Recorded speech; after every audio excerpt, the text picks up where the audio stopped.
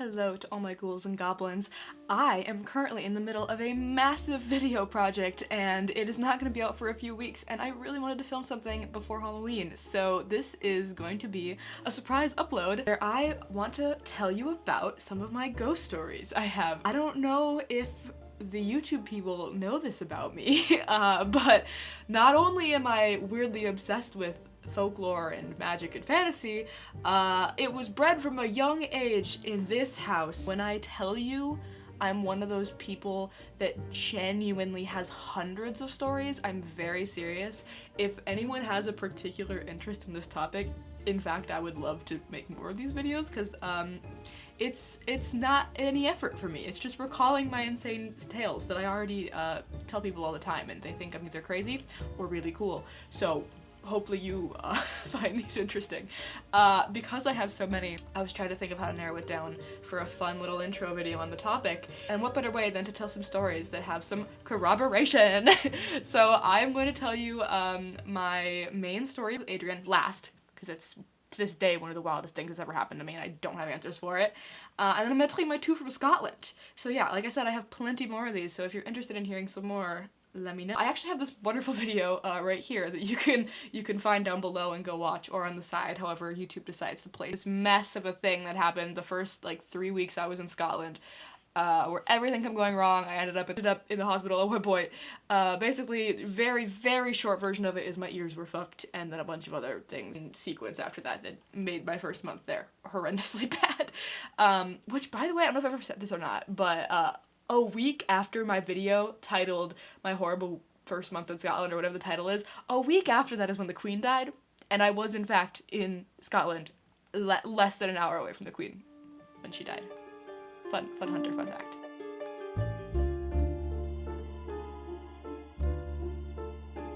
That very day was the day that everyone else was getting their tour of the abbey in which we were staying in for the next 5 months. So I missed the tour, and because of this, I had to come back, and the next day someone had to show me around the building, because our place where we were staying, like the dorm area, was an outdoor building that was like a small courtyard walk, less than 30 steps basically, who was just like quickly zipping me room to room, floor to floor, to like point out like the 3 rooms that we would have classrooms in essentially. We got up to the top floor in this building, and it had this like weird open staircase thingy, and then there was just kind of this big open like rectangular space where the stairs were just kind of like an open well, and then around it like the classes branched off. Hello, Editing Hunter here. I found this absolutely potato quality footage from the abbey I was staying in, so I'm just gonna play that here over everything else. You can see like the stairwell open air and situation. We walked down this one, and keep in mind at this point we're like 5 to 10 days into our trip. Like, I'm not thinking about ghosts, I'm thinking about I'm dying from my ear pain, I can barely stand upright, and I just don't even know if the next 5 months of my life will be worth living. And we turn this hall and walk by, and I see what looks like a lady in like an old style maid costume, like bustle to floor, like fully to the floor, with like a white kind of aprony thing in front with kind of like bustled out sleeves at the top. Editing Hunter back again. Okay guys, you are not allowed to bully me if I tell you this. This happened 3 years ago, and my dumb illiterate ass just had to make sure I was spelling Abbey the correct way for the title of this. And I read the description of Abbey and like, yeah, I know what that means. It's like a place nuns lived. But then I just listened to this back and I'm like, oh, Maid costume, like bustle to floor, like fully to the floor with like a white kind of I'm kind of just describing a nun. Like, I didn't even put these pieces together until now. Oh my god. I seen this, and I seen it like pass into what I thought was a hallway, and I turned to the person I was with and I was like, oh, I thought we were the only ones up here, because it was like a weekend and not during school hours. And my friend was like, what? And I was like, oh, I saw a lady walk into that hallway. And my friend, who had been down this hallway already on the full tour, was like, there's no hallway there. That's a wall. There are classrooms, but they're all locked. So we walk down to where I see this, and it turns out to be, we have these at my work. We call them the alcove, but they're like these little divots in the wall where like tables slide in, or where you'll have like little shelves. Like ours is a shelf, but some like they're floor to ceiling, and they'll be like like standing desks or like vases, like spaces cut into the wall that are not hallways. They're just like maybe that deep. And then we walk up to it and I immediately see that, oh, it's a wall. It's fully a wall. I just saw a woman walk into this wall. I said it in like this way where like neither of us were clearly joking around. We were just doing this tour, and yeah, I freaked the fuck out of the person I was with. And then I'll move kind of to the second story from that because it was in that same building.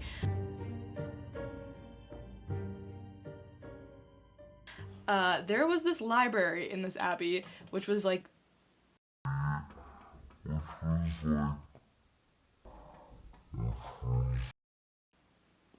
sorry, I didn't hit that. That was weird. My legs are over here to be, like, the table is here, okay, anyways. So there was a library in this abbey that, everyone kind of jokingly called the murder library, and once again, I had missed the tour the first week, so I didn't really know where a lot of this was coming from, but we went to this library, like, 3+ times a week for hours on end. Found out that, like, historically, people did actually die in that library, apparently, or supposedly, and there was like a staircase that kind of led down to the entryway of where you entered the library area itself, and so I grew up seeing a lot of things in this house. I don't think ever had smell phenomena in this house or anywhere that I'd ghost hunted really. It wasn't really one that I ever even really considered. Like, I know some people will say they like smell perfume or cigarettes and like presence of strong ghosts. Even I've never really had the olfactory types of spiritual encounters. So for like a week straight, I kept smelling sulfury smell in the staircase whenever we would leave one of our classes. I remember so specifically, I turned and asked other people, like, is there a problem with one of the bathrooms that I didn't hear about? And I was talking about it, and then everyone, like, I remember them turning to me and being like, they don't smell anything. And I was like, what do you mean you don't smell anything? It smelled like rotten eggs, which is sulfur. This happened for 3 or 4 days until we were walking to the library to specifically do a like project or something, like all separately. We were just gonna like sit in a big circle silently and work in a group, you know how it is. And I remember like walking through the like archway into the library, and like as I enter, once again, this isn't something that hit me on the first day, it hit me days later. As I entered the room, the thought just struck me that no one else had been smelling this. This was the library someone died in, and sulfur is the smell historically in paranormal spheres associated with demons and negative energy. And I froze in my tracks and remember just turning to everyone and was like, oh, demons! And like, and after I said that out loud, never smelled it again. That is, to this day, the only explanation I have for that smell, because no one else was smelling it but me, who happens to be sensitive to those sort of things for some reason. So the third one is actually not mine. So Colin, who I had been traveling with and knew for like 2 years up to this point, like did not, to my recollection, believe in ghosts or like buy into any of this. But I tell people this all the time, that if you hang out with me long enough, something will happen to you. I asked him to send in his direct recollection, and I haven't read all of this yet, but it is this big brick, and I am just gonna read it bar for bar how he wrote it to me. So, strap in, everybody. He replied, and I remember him telling this story right after it happened. Love it. Okay. The real big story I have, it happened around this time that year. One night, it was me and 2 other people walking back from the grocery store in Dalkeith when we started to pass by that old part of the cemetery. The first person walks past the wrought iron gate. Nothing happens. Then I walk past, being in the middle of the group, and I hear this very large dog start barking from the other side of the gate. I jump back and look in to see only pitch darkness. Then I ask if anyone else heard it, and they all said they heard nothing at all. Then he says, take note, this part of the cemetery was the part with the graves from the 14 and 1500s, with a couple of even older ones. And it couldn't be a stray dog, because the gate was still closed, and it wouldn't have just barked at me and then ran away without anyone else in the group seeing or hearing it. So yeah, this is notable because if you aren't super obsessed with folklore, England and the British Isles, like, especially are known for the black shuck, or the black dog, which are, that essentially are most known for, like, jumping out of the night and scaring people, or dragging them to hell, if you're more into the hellhound flavor of those stories. But this was, like, specifically in that region where these tales kind of almost originated from, or are at least the most popular. So the fact that he had that encounter and probably didn't even know that at that time, because Colin's very much, like, former ag boy, still Boy Scout extraordinaire, like, theater nerd, like, this is my area, you know, not his, at least to my knowledge at that point of our friendship. And I was not with him when this happened, but I remember him coming back and finding me and being like, hey Hunter, remember that thing that you said about ghost happening after meeting you? I just had one of the craziest experiences. That's my main story. The other thing I experienced was just weird vibes or feelings in the area of the building that felt weird, especially in the area around the back of the woods, around the abbey where we stayed. Yeah, the abbey we lived was so strange. Like, there was the normal path, roads with the tall, like, hedgerow, like the old cobblestones you see in England. And then there was the shortcut, which, God, to this day, I don't feel like they should have been allowing us to do. Like, yes, we are college students, which means we are legally adults, but in what universe do you... And this sounds so fake, but it wasn't.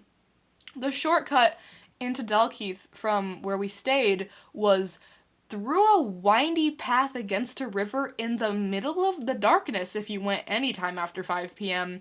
through the woods.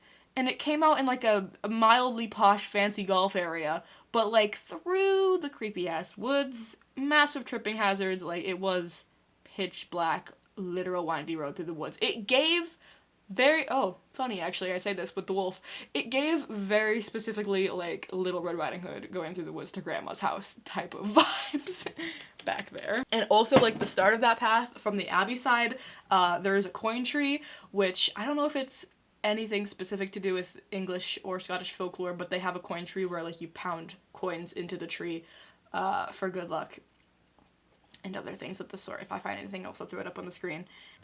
Alright, and now for the grand finale, I will be telling my story with Adrienne. My story from UWF campus, Stratton Hall, if you're interested and going to that school.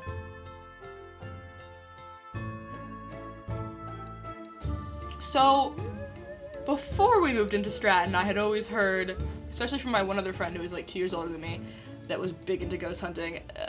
There's, as all college campuses, there's some ghost lore on campus, but, like, Stratton was the one that everyone was like, oh, Stratton's the haunted building. I haven't lived in Stratton, it's pretty chill. The basement, creepy as hell. Top floor, also kind of creepy as hell. The other one I mentioned with Colin actually happened on top floor Stratton, but the one I'm about to tell you happened in our dorm, which was the end of the hall, very end, 3rd floor Stratton. God, like I said, I've had hundreds of stories. To this day, this one's probably in my top 5 weirdest things that I cannot explain in my entire life. I don't even know if I would call it paranormal. I have joked that it could be alien, and I don't even fuck with alien stories that much. But it, like, guys, I don't even... As you can see here, I asked Adrienne to send a voice note of her thoughts on the encounter. I'll play it after I tell mine so we can see how much we sync. So, I believe it was near winter. Adrienne and I had our beds kind of in the middle of the room. It was a little bit strange, because Stratton was the only dorm building that had, like, these built-in shelves. So our beds were, like, kind of centered in the room, but we were across from each other. I was kind of sitting, like, head here, like, in this position, and then Adrienne was kind of sitting here on the opposite side of the room. So, like, this is her back, this is my back, and we're across from each other on the room. So I'm down here, like, doing something on my computer, tip-typing away, and Adrienne is sitting here, and she is on the phone video calling with her mom, her dad, and her sister. They are all, like, actively on the phone, and they're just yapping away with speaker out. Her family's great, so I would yap with them as well sometimes. And I was just, like, working on some project in my bed. Do not remember what I was doing. And they're talking and talking and talking, and oh god, I hate the story because I don't have an answer for it, and it's so okay, they're talking away, and I see reflected on the inside of the blinds, color-wise, what can only be described as, imagine you see a police car with, like, siren lights on, but no sound, like the blue color. None of the red, that kind of blue color reflecting into the room. I see it first because I'm facing the window, which is on this side, and I'm looking at it, and I genuinely think that it's a college campus, that a cop car is pulled up outside, and the light is reflecting weirdly in the room somehow. So I just kind of look at it for like 10 seconds or so, and I just like look back to my whatever I was doing, like, oh, it's nothing. I look back again, like 10, 20 seconds later, and I notice it's still there, but it's in a slightly different spot, and in that spot, it's even stranger the way it is, so I remember, like, getting up and kind of peeking down out the window, and being like, I don't see a light outside, like, how could there be any sort of reflection, like, this doesn't make any sense. Like, shifts up to the ceiling, and is in kind of this back corner area. This is where Adrienne's video call is pointing, if you keep that in mind. And I don't remember if I said it first or if Adrienne's dad said it first, but one of us was like, hey, do you see that light? I think it was probably me, because I remember Adrienne turning and then looking back at me confused. And then I remember her dad saying, hey, what's that behind you? Hate the story. And Adrienne, like, freaking out now, because it's directly behind her, like, turns around and we're both looking at this thing, just staring at it, and at this point, I'm gonna full body chills this entire time. At this point, it is not on the wall, but it is hovering.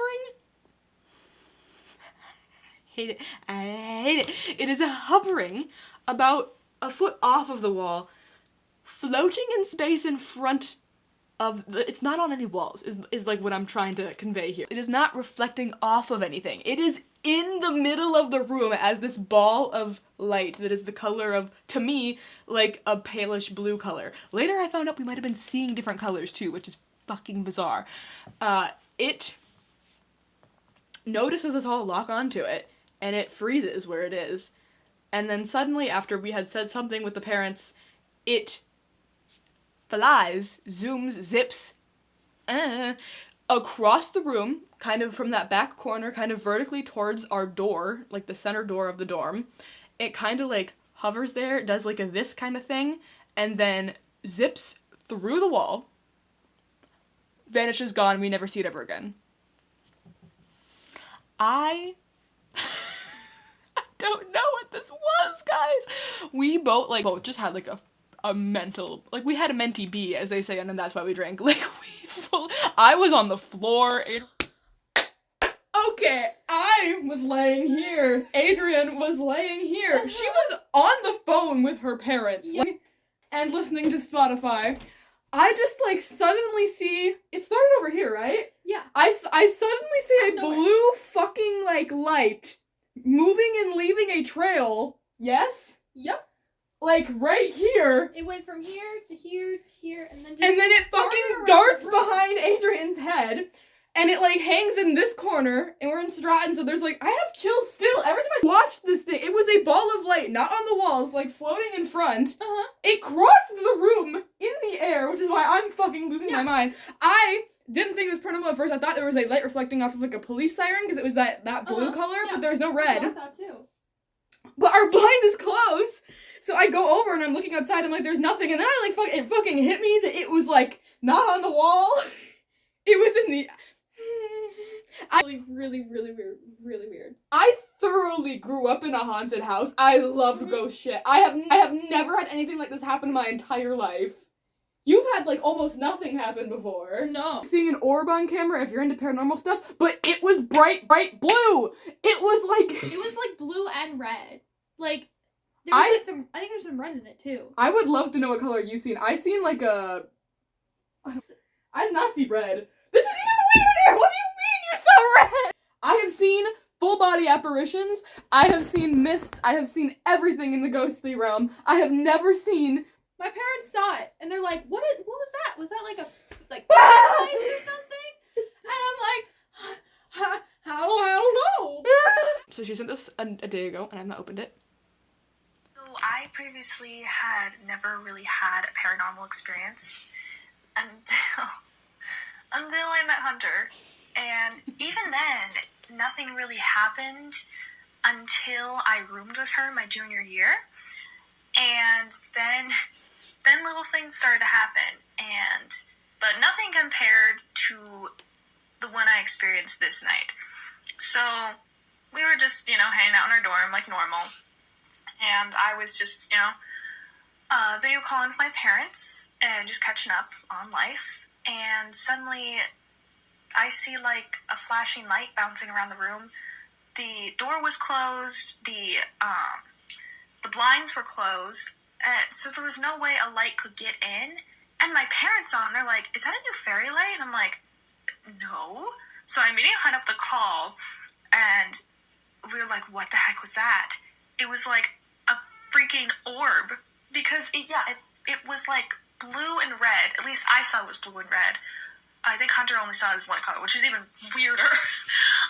But it like bounced around the room and then just disappeared. It was because we were in Stratton, which is known to be one of the most haunted we know each other too dorms well. on campus. So of course that was going to happen. But it was still just like, I had no words. I was like in shock. Like Hunter was freaking out, and in my way, I was just like frozen. Like I didn't know what to do. I didn't know what just happened. Like, did I imagine it? It was just We both insane. seen it. We've seen the whole thing. Her parents seen it. I still can't believe that happened, because it was just crazy. But that was clearly a paranormal experience, because there was no other way a light could have gotten in the room, because everything was closed. So yeah, that's my experience with a ghost orb in our dorm room. Yeah, I love Adrienne, and I can't say enough that it was not on the walls. It was in the air. I was probably just telling her about like the concept of orbs. I don't even know if I'd call it I mean, it was. She's right. It was paranormal. It was not normal. Okay, well, those are my 3 big ghost stories that I wanted to share with you today, as well as a addition from Colin and a pop-in verification from Adrienne. I hope you enjoyed this little Halloween video. I have so many more of these I'd love to share with you. I'd love to have Adrienne on to share with, maybe. I do know at least one more that was with her that involved a graveyard. Yeah, thank you for stopping by. Stay tuned for more videos. I'm finally feeling like I've been released from the chokehold that was my final year of college, now that I'm about a year out from that, and I'm wanting to make some silly content again for y'all. And Brandywine Festival truly felt like the most like reinvigorating and like soul nourishing thing I've ever done, especially from a creative perspective. So yeah, there will be more to come, and thank you for stopping by. Please enjoy Halloween. It is my favorite holiday on the entire planet, and I'll see you again real soon. Should I say my old outro? My super old outro? It's kind of Halloween themed. Okay. Howl on, everybody.